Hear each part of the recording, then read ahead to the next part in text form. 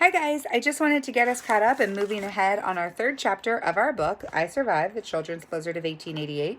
Remember, in our first chapter, we meet our main character, John. He's an 11-year-old. He's shocked the blizzard comes on very quickly, and he is super duper frightened.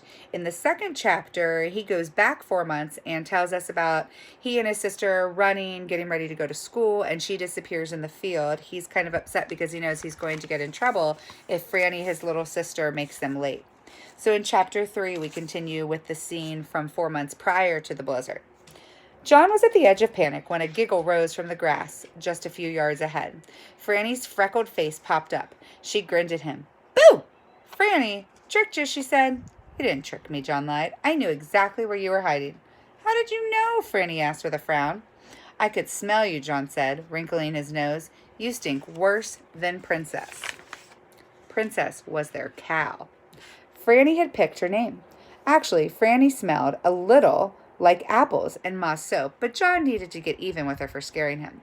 Franny's smile fell away. Her eyes started to tear up. I do not stink, she said. All right, John said. He hated to see Franny sad. But don't do that again. I thought I lost you, Fran. You scared me. Franny burst out laughing. That's a funny joke, Johnny. I know you're never scared. John's heart lifted a little. It was good having a little sister who thought he was brave. They rushed the last mile to the schoolhouse, which was about a quarter-mile past Main Street. It was just a small, unpainted building, more like an overgrown dollhouse than a school. The school was barely big enough to fit all 15 students. The big and little kids squeezed together in one room. Miss Ruelle had to figure out how to teach all of them. Luckily, John and Franny were not late. The schoolhouse door was still closed.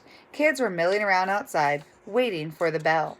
Franny went to join a jump rope game, and John looked around, wishing that he had someone to talk to. Back in Chicago, he had more friends than he could count. Before school, he and his pals would shoot marbles or bug the girls they liked.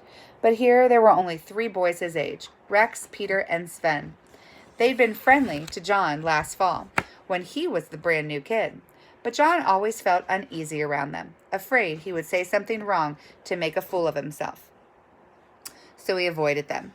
Now they mostly ignored John, or maybe it was John who really ignored them. He wasn't really sure, but it didn't really matter. He'd missed his chance. And anyway, they probably knew John didn't belong here. He had nothing in common with those tough pioneer boys. Peter and Sven were standing nearby, rubbing the sleep from their eyes. But then Rex came sprinting toward them, and Peter and Sven perked right up. Rex wasn't funny like Peter, and he didn't have big muscles like Sven. He was quiet and serious. But Rex was the leader without a doubt. His family had been in Dakota longer than anyone. Rex skidded to a stop, huffing and puffing. I found him, Rex exclaimed, wiping the sweat from his forehead. Found who? Asked Peter. King Rattler, Rex burst out. The boys gasped. John's ears pricked up. King Rattler was a huge rattlesnake that all the kids talked about. There were rattlesnakes everywhere in Dakota, stretching their golden brown bodies out on the rocks, slithering through the tall grass, curling up in the haylofts. Of all the sounds of the prairie, nothing chilled John's blood more than that of a rattlesnake. And King Rattler wasn't just any rattlesnake. He was the biggest and most vicious snake that there was, a killer that had been terrorizing people for years. John had never seen him, but he'd heard the guys telling stories. Most snakes bit only if you stepped on them by accident, but King Rattler would chase you down right to your door. He'd bite your horse and then leap up and sink his fangs into your neck. Or so the guys said. I saw him at the creek, Rex went on, and his voice was rising. I followed him. I found his den, and I saw where he lives. You followed him? You found his den? Peter grasped. This was big news. Folks had been searching for years, John had heard. There's a hole, a big nasty hole, right under the rock, Rex said. I saw him go in, and I saw it with my own eyes.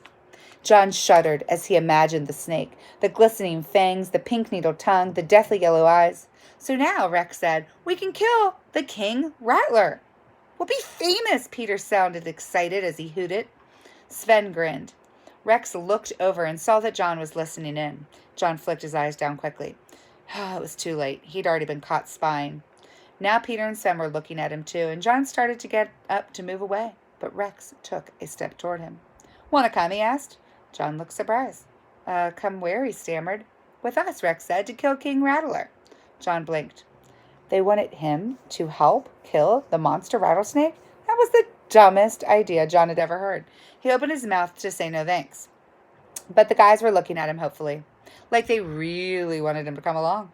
It had been so long since any kids had looked at him that way. Almost without thinking, John leaned forward. "Sure, I'll come," he said. And that's the end of chapter 3. I want you guys to listen to it once or twice and then head to Google Forms to make sure you're thinking about the vocabulary we're continuing to learn about. And I want you to be thinking about what would you do if you were in John's position.